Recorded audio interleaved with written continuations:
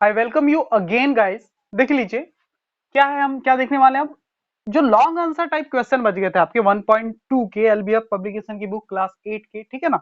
वो दिया हुआ है आपको पेज नंबर, आप देख लीजिए 8 में long answer type. Total 5 question है गाइस, है ना। तो फर्स्ट क्वेश्चन ये रहा आपके सामने। तो क्वेश्चन को पहले समझना है बहुत अच्छे से गाइस, ठीक है। सॉल्व करना तो बहुत ही आसान है, कुछ नहीं। गाइस क्वेश्चन नंबर 1 देख लेते हैं। देखो क्या है, what is the length of a cloth. एक क्लोथ है स्टूडेंट, देख लीजिए एक लंबा सा, उसकी लेंथ आपको बतानी, जिसमें से, है ना, from which exactly 6 pieces of length 3/8 metre, जिसमें से 3/8 मीटर के 6 पीसेस काटे जा सके एंड 3 पीसेस ऑफ 5/8 मीटर, और 5/8 मीटर के 3 पीसेस काटे जा सके। तो बताइए उस पूरे कपड़े की लेंथ कितनी होगी उस क्लोथ की, है ना। तो 3 पीसेस हमने काट दिया, देखो यहाँ पर कितने मीटर के हैं, 3/8 मीटर, ये 5/8 मीटर के ना। तो ये जो है ये 5/8 मीटर का एक पीस है, ये दूसरा भी यहाँ पर क्या है 5/8 मीटर का एक पीस है, और ये भी क्या है 5/8 मीटर का है। और ये जो 6 पीसेस है 1 2 3 4 5 6, ये क्या है आपके 3/8 मीटर के, ये भी 3/8 मीटर का है, 3/8।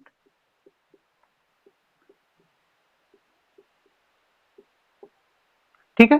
तो अब ये पूरी लेंथ को अगर मैं ऐड कर दूं, है ना, यहां से यहां तक की लेंथ कितनी 3/8, यहां से यहां तक की 3/8, तो ये पूरी लेंथ यहां तक मैंने ऐड कर दिया, कितने बार है 6 टाइम, ठीक है। और ये 3 टाइम है, ये वाली लेंथ कितनी 5/8, ये 5/8, ये 5/8, ठीक है गाइस। ये पूरी लेंथ को अगर मैं ऐड कर दूं, तब हमारे पूरे कपड़े की, पूरे क्लॉथ की लेंथ निकल जाएगी ना गाइस। सही है, समझ गए आप लोग। तो सॉल्यूशन आपको कैसे करना है, ये सब डायग्राम बनाने की जरूरत नहीं है, ये तो समझाने के लिए मैंने आपको बताया था। यहाँ पर लिखेंगे the total length of the cloth will be किसके बराबर होगी, देखो 3/8 इंटू 3/8 इंटू कितने बार है 6 टाइम, देखो इसको 6 बार ऐड करना है, 3/8 को 6 टाइम ऐड करना है, तो 6 का मल्टीप्लाई कर दो, सीधी सी बात है। 3/8 इंटू 6, ये हमें इतनी लेंथ निकल जाएगी यहां से यहां तक की, है ना। और 5/8 को 3 बार ऐड करना है इसी में, प्लस 5/8 कितने बार, इसका 3 बार ऐड करना है, तो 3 का मल्टीप्लाई कर देंगे, ये हमारा आंसर होगा। इसको सॉल्व कर लेते हैं आगे।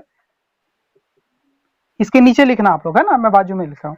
3/8 इंटू 6 जब हम करते हैं तो क्या मिलता है हमें, देखो 2 से कट रहेगा, यहां पर देखो 2 4 जा 8, 2 3 जा 6, तो ये हो जाएगा 3 3 जा 9, 9/4 हो जाएगा, 9/4 प्लस इसको भी कुछ कट रहेगा गाइस, ऊपर नीचे तो नहीं कट रहा है, कोई बात नहीं, तो 5 3 जा 15/8 लिख दो इसको।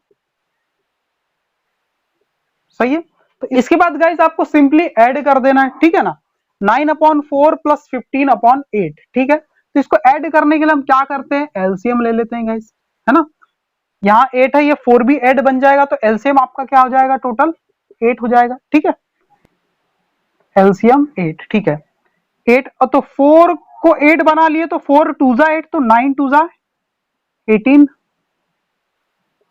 प्लस 8 1 जा 8, तो 15 1 जा भी 15, यहाँ कोई मल्टीप्लाई नहीं, 15 है डायरेक्ट।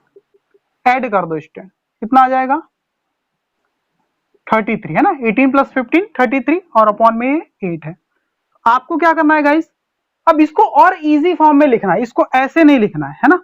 चलो हम क्या करते हैं, 33 को 8 से डिवाइड करते हैं, तब हमें क्या मिलता है, देखो ना यहाँ पर बॉक्स में मैं रफ वर्क कर रहा हूं, देखो 8 से जब आप डिवाइड करेंगे 33 को, क्या मिलेगा, 8 4 जा 32, है ना। तो 30 में से 32 गया, तो 1 आपका क्या बच जाएगा, रिमाइंडर। तो क्या करना है आंसर, अब हमारा आंसर क्या आ गया, 4 आया, तो 4, ठीक है 4।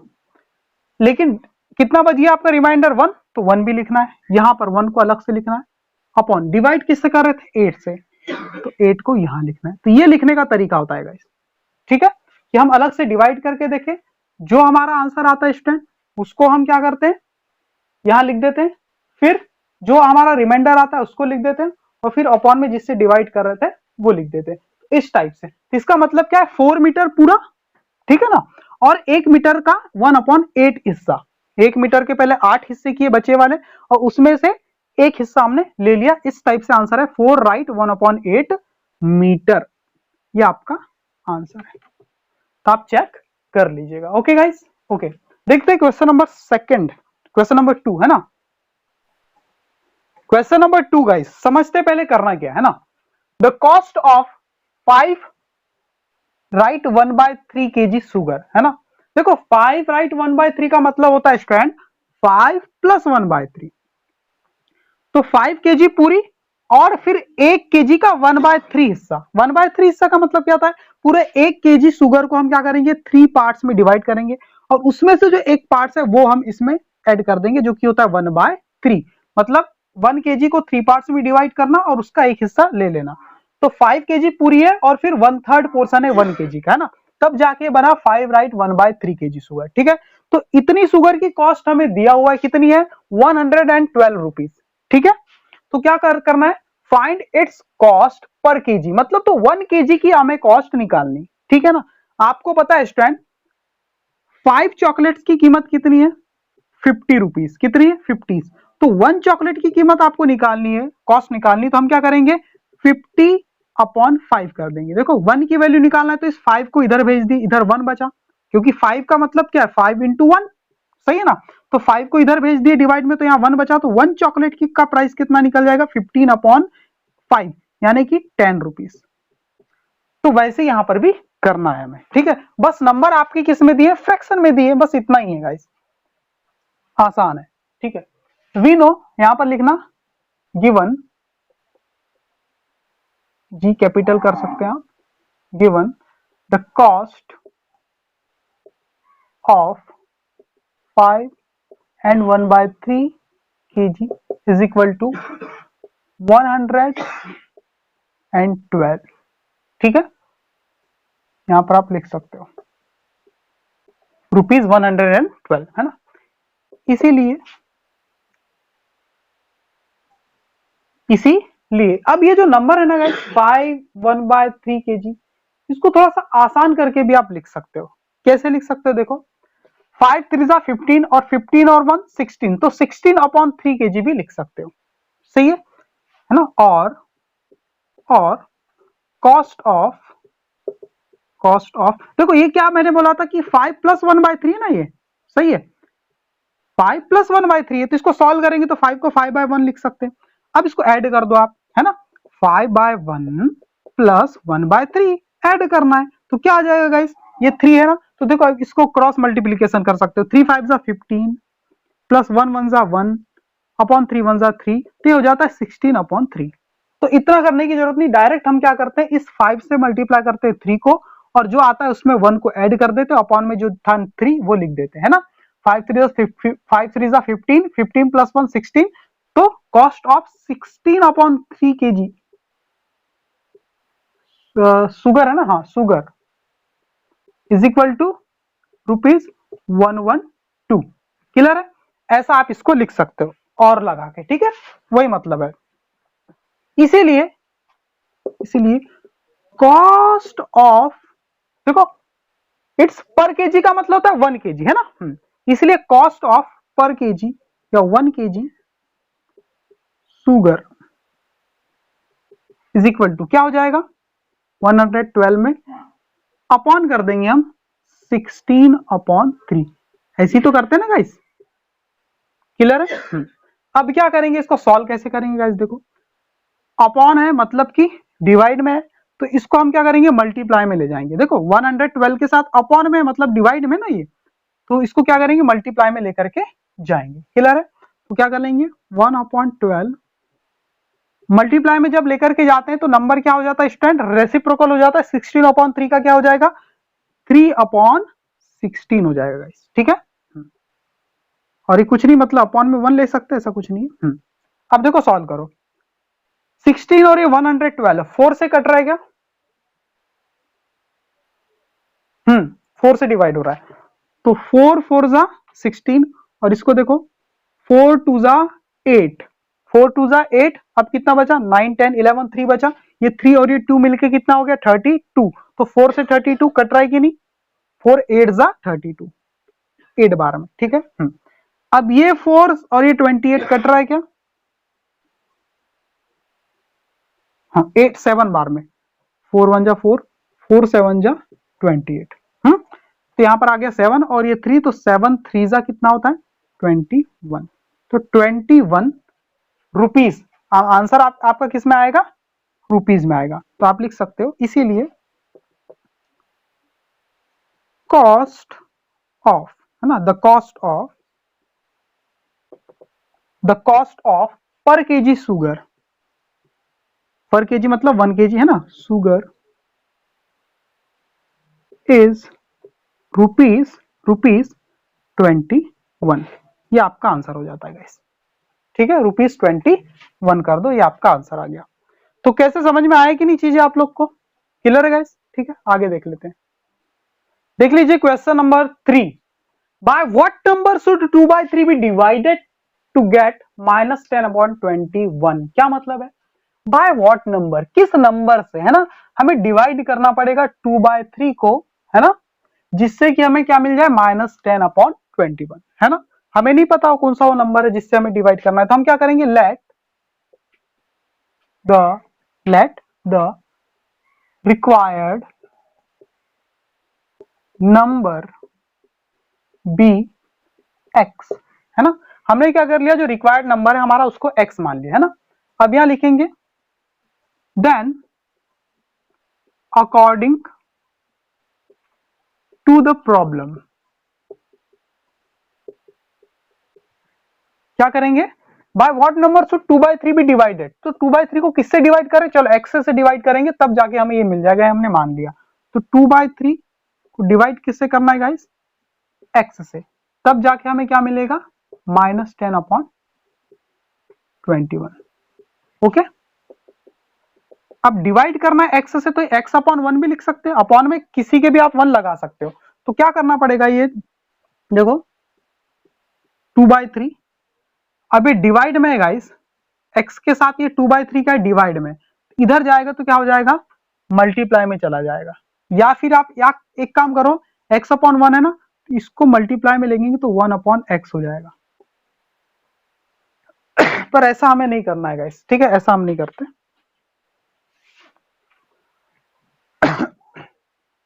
अपॉन में 1 लिख सकते हो, कोई दिक्कत है नहीं है, ठीक है, या नहीं भी लिखेंगे तो कोई परेशानी नहीं, लेकिन x के साथ ये 2/3 क्या है, स्टूडेंट, डिवाइड में है। सही बात है गाइस, ठीक है। तो इसको हम क्या कर सकते हैं, मल्टीप्लाई में भी चेंज कर सकते हैं, जैसे कि 2/3 है, मल्टीप्लाई 1/x हो जाएगा, और इधर क्या हो जाएगा -10/21। ठीक है गाइस, हाँ, हमें निकालना है किसकी वैल्यू, 1/x की निकालना है, 1/x की नहीं निकालना है, x की। तो अभी तो हम 1/x की ही निकाल लेते हैं। तो 2 1 जा 2 और ये 3 हो जाएगा 3x हो जाएगा, इज इक्वल टू हो जाएगा -10/21। ठीक है, अब क्या करेंगे गाइस, दोनों साइड के नंबर को हम क्या करेंगे, रेसिप्रोकल कर देंगे, है ना। दोनों साइड में हम इक्वल चेंज कर सकते हैं, कोई परेशानी उसमें नहीं होती। ठीक है गाइस, ठीक है।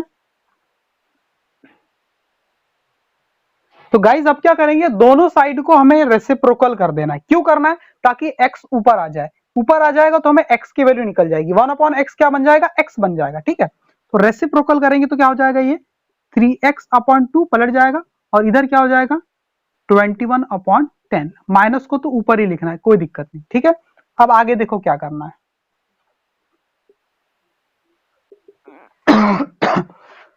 अब ये जो 2 है ना गाइस, इसको इधर भेज देते हैं। 2 क्या है, अपॉन में है, देखो डिवाइड के नीचे तो मल्टीप्लाई में जाएगा, और 3 देखो इसको ऐसा कर सकते हैं, देखो यानी कि ये x के साथ मल्टीप्लाई में है, क्या चीज 3/2, ऐसा कर सकते हैं कि नहीं, है ना, इज इक्वल टू -21/10। समझो चीजों को, तो ये 3/2 क्या x के साथ मल्टीप्लाई में, तो इधर जाएगा तो डिवाइड में चले जाएगा, तो x इज इक्वल टू -21/10 के साथ ये डिवाइड में चला जाएगा 3/2। आया समझ में गाइस? देखो x के साथ 3/2 मल्टीप्लाई में था, उसको जब उसका साइड चेंज करेंगे तो -21/10 है ना, हाँ ठीक है, -21/10 के साथ क्या चला जाएगा, ये डिवाइड में चला जाएगा। क्लियर है? इसीलिए अब x की वैल्यू आप निकाल सकते हो, -21/10, ये डिवाइड का साइन क्या है, मल्टीप्लाई का हो जाएगा, और 3/2 क्या हो जाएगा, 2/3 हो जाएगा। ऐसे ही करते हैं हम लोग। x इज इक्वल टू क्या हो जाएगा -21 और ये 3 से देखो ये 21 डिवाइड हो रहा है, देखो 3 1 जा 3, 3 7 जा 21 और ये 2 से 2 1 जा 2, 2 5 जा 10। ऐसा हो गया, आसान हो गया हमारे लिए। तो ऊपर देखो -7 है और ये 1 है, -7 और 1 का मल्टीप्लाई करेंगे तो -7 आएगा और ये 5 1 जा 5 आएगा। तो x की वैल्यू हमने क्या निकाल ली, -7/5 निकाल दी। तो आप लास्ट में लिख सकते हैं the required number will be -7/5 answer. समझ गए ना आप लोग, यहां लिख देना, इसीलिए the required number will be -7/5। Okay, आप पीछे आंसर भी चेक कर सकते हैं गाइस। ओके, तो ये मैंने स्टेप बाय स्टेप बिल्कुल आपको बता दिया। देखिए गाइस, क्वेश्चन नंबर 4 बहुत आसान है, समझते हैं ना। द प्रोडक्ट का मतलब क्या होता है, मल्टीप्लीकेशन। दो नंबर को मल्टीप्लाई करना ही क्या होता है, उसका प्रोडक्ट होता है। सही है, 5 और 3 का प्रोडक्ट क्या होगा, 5 × 3। सही है, तो मल्टीप्लाई करना ही उसका प्रोडक्ट होता है। तो ऐसे ही दो नंबर है जिनका प्रोडक्ट क्या दिया है, पर ये नंबर कैसे रैशनल नंबर है ना, जिनका प्रोडक्ट क्या है -5/7 है, और उसमें से एक नंबर क्या है -4/3 है, तो दूसरा आपको पता करना है। ठीक है, एक नंबर तो है -4/3, दूसरा नंबर मान लो x है, और इन दोनों का प्रोडक्ट मतलब मल्टीप्लीकेशन कितना दिया हुआ है हमारे पास, -5/7। ये बन गई आपकी इक्वेशन। तो हमें ये अदर नंबर फाइंड करना है। ठीक है, तो x की वैल्यू निकालना है तो आप निकाल सकते हैं। x कितना होगा -5/7, और x के साथ जो चीज मल्टीप्लाई में है वो इधर डिवाइड में भेज देंगे स्टूडेंट, है ना। क्या कर देंगे, डिवाइड में भेज देंगे, किसके साथ, इसके साथ, तो -4/3 हो जाएगा। तो x की वैल्यू आप यहां से निकाल सकते हो, क्या हो जाएगा x की वैल्यू -5/7। ठीक है, डिवाइड का साइन मल्टीप्लाई में चेंज हो जाएगा और ये हो जाएगा 3/4, माइनस को ऊपर ही रखो। तो x की वैल्यू आपकी क्या आ गई गाइस, देखो कुछ कट रहा है क्या ऊपर नीचे, कुछ नहीं कट रहा है ना। तो 5 3 जा 15, माइनस माइनस तो प्लस हो जाएगा, तो ये हो जाएगा 15/7 4 जा 28। ये आपका आंसर आ गया 15/28।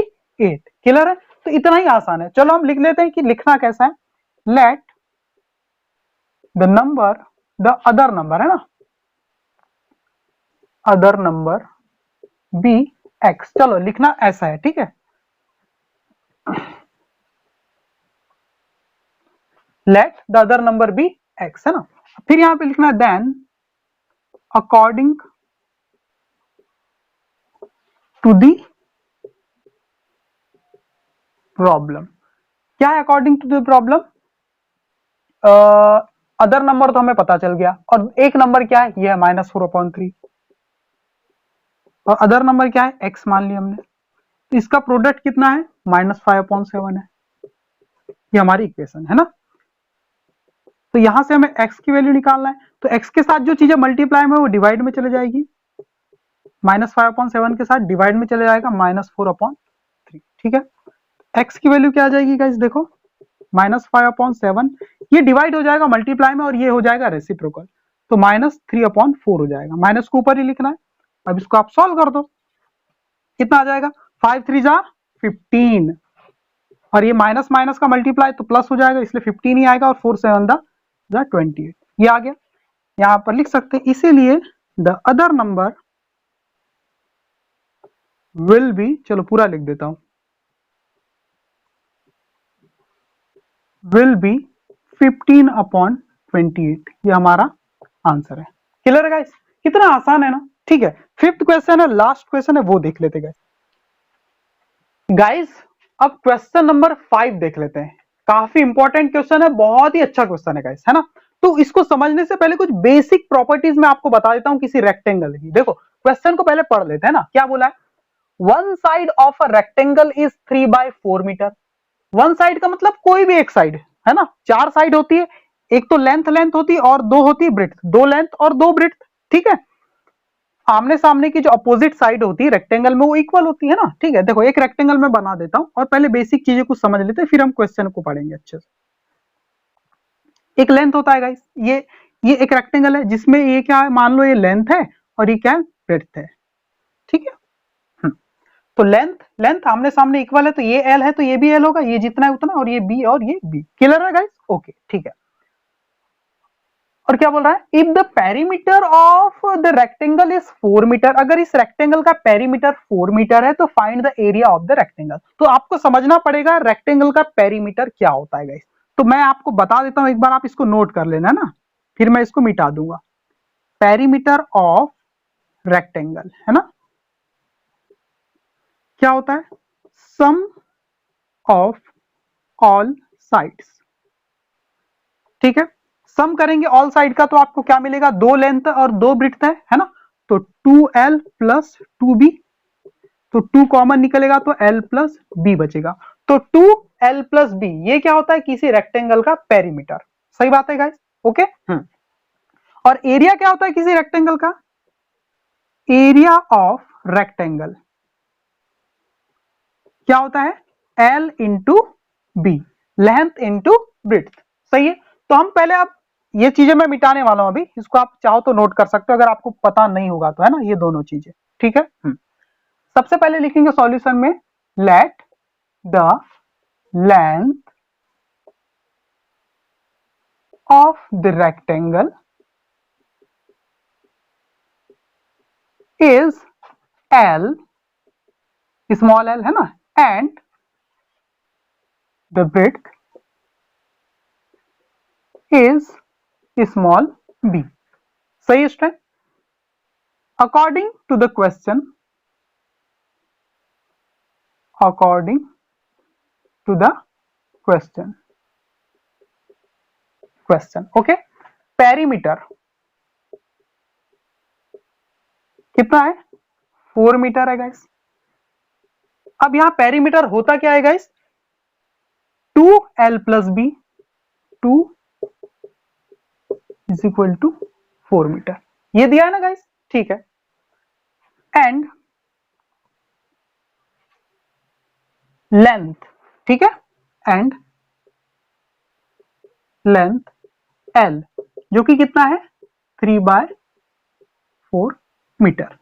लेंथ हमने मान लिया, इसको आप लेंथ मानो या ब्रेड्थ मानो, कुछ भी मान सकते हो, तो हमने इसको लेंथ मान लिया जो एक साइड दी हुई है। ठीक है, 3/4 मीटर। ठीक है, अब मैं ये सारी चीजें मिटा रहा हूं क्योंकि मैंने देखो ये लिख दिया है ना, लेंथ भी यहां पर। अब एरिया की बात बची तो एरिया हम निकाल लेंगे। ठीक है, ये चीजें तो आपको पता होना चाहिए, है ना।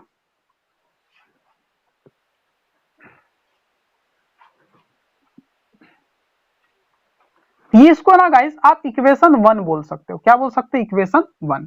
आप यहां लिखने वाले हम, from equation 1 put the value of l, है ना, टू फाइंड b। देखो इसमें आप l की वैल्यू रख देंगे तो b की वैल्यू आपको निकल जाएगी, है ना, ब्रेड्थ निकल जाएगी। ठीक है, तो वही हम करने वाले हैं, है ना। क्या करेंगे हम, 2 l की जगह क्या लिखेंगे, 3/4 लिखेंगे गाइस, प्लस यहां पर b दिया है, इज इक्वल टू कितना है, 4 मीटर। तो अभी हम 4, चलो ठीक है लिख देते हैं। अब गाइस क्या करना है, 2 बाहर है ना, और मल्टीप्लाई करना है इन दोनों से, तो 2 का मल्टीप्लाई 3/4 से भी करना है, 2 का मल्टीप्लाई b से भी करना है। हम क्या करेंगे, 2 का मल्टीप्लाई जब 3/4 से करेंगे तो कितना आएगा, 2 3 जा 6, और नीचे कुछ नहीं तो 1 1 4 जा 1, तो 2 3 जा 6 अपॉन 4 आ जाएगा, 2 3 जा 6 अपॉन 4। ठीक है, प्लस 2 का मल्टीप्लाई b से करेंगे तो 2b is equal to 4 metre. ठीक है गाइस, आगे देखो, अब क्या करना है, मुझे b की वैल्यू निकालना है, तो 2b को इधर ही रखता हूं मैं, 2b को इधर ही रखता हूं, और इस 4 के साथ, ये 4 मीटर का आप 4 भी लिखेंगे कोई दिक्कत नहीं, 4 लिख दो। इस 4 के साथ 6 अपॉन 4 को भेज देंगे, तो 6 अपॉन 4 क्या है, 2b के साथ प्लस में इधर माइनस में चले जाएगा, माइनस का 6 अपॉन 4 बन जाएगा गाइस। ठीक है, और इस 4 को 4 अपॉन 1 हम लिख सकते हैं, थोड़ा सा आसान आ जाएगा, हमारे आसान हो जाएगा सॉल्व करना। अब अगली स्टेप आप यहां से लिखना गाइस। ठीक है, 2b की वैल्यू इतनी है ना, देखो समझो, अब इसको सॉल्व करते हैं, चलो 1 नहीं लगाते, कोई दिक्कत नहीं। तो 2b इज इक्वल टू, कैसे सॉल्व करेंगे, 4 का मल्टीप्लाई 4 से करना, 4 4 जा 16, 16 में से 6 को माइनस करना है क्योंकि यह माइनस है, 16 में से 6 माइनस होएगा तो 10 बचेगा, यहां पर आ जाएगा 10 अपॉन 4। आप इसको अलग से भी सॉल्व कर सकते हैं, इसको 4 को 4 अपॉन 1 मान के भी आप सॉल्व कर सकते हैं, ठीक है। तो आगे देखते क्या होगा। 2b इज इक्वल टू इतना है, तो इसको और सॉल्व करके आप सॉल्व करके देखो। 2b इज इक्वल टू 2 से 2 2 जा 4, 2 5 जा 10, 5/2 आ जाएगा 2b। इसीलिए b इज इक्वल टू, हमें तो b की वैल्यू निकालना है, ब्रेड्थ निकालनी है, तो 2 जो है मल्टीप्लाई में b के साथ, तो डिवाइड में भेज देंगे 5/2।